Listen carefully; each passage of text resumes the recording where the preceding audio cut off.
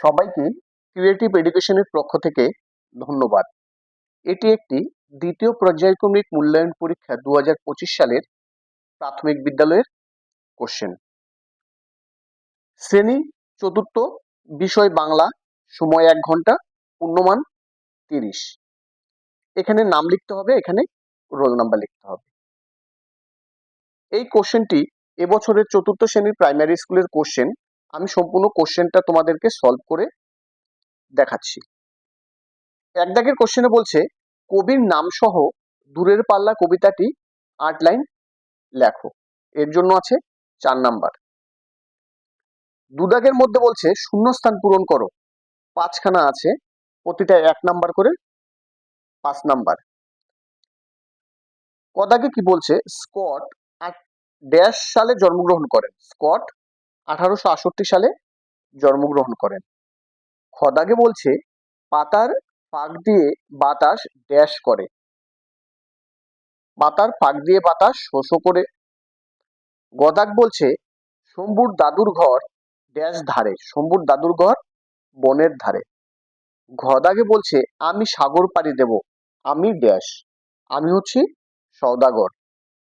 উমদাক বলছে নৌকা এগিয়ে চলে ড্যাশ করে। নৌকা এগিয়ে চলে তরতর করে।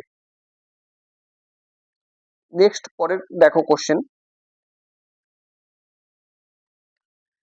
3 দাগের কোশ্চেনে বলছে কর্তা ও ক্রিয়ার নিচে দাগ দাও। 1 নাম্বার করে 4 নাম্বার আছে।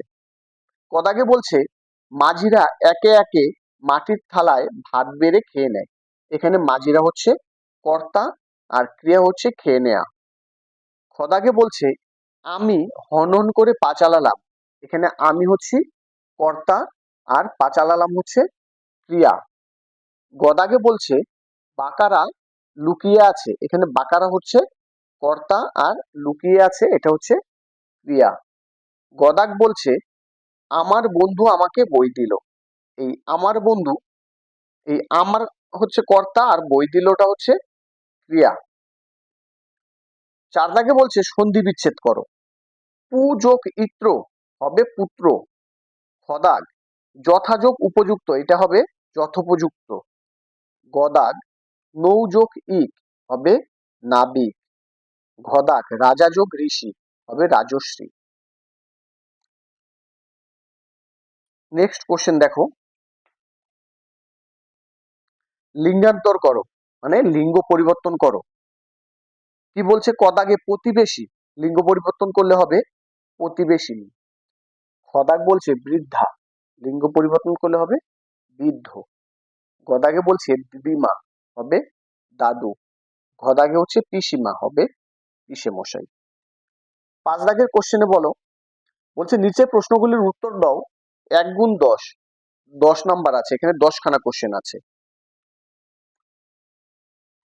কদাকে বলছে ইছামতিকে কার সাথে তুলনা করা হয়েছে। ইছামতিকে ধলেশ্বরী নদীর সঙ্গে তুলনা করা হয়েছে। খদাগে বলছে ছই বলতে কি বোঝো। ছই বলতে নৌকার ছাউনিকে বোঝায়। গদাক বলছে পল্লী কবি নামে কে খ্যাত। পল্লী কবি নামে কবি জসিমউদ্দিন খ্যাত। ঘদাক বলছে ডাল খিচুড়ি রান্না করে কে। ডাল খিচুড়ি রান্না করে ঘরের রমণী।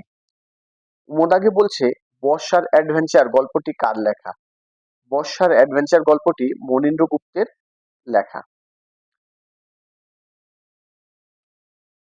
নেক্সট চদাক দেখো স্কট কোন গ্রামে জন্মগ্রহণ করেন। স্কট ডিভেনশিয়ারে জন্মগ্রহণ করে। ছদাক বলছে 1901 সালে কোন জাহাজ দক্ষিণ মেরুর উদ্দেশ্যে রওনা হয়।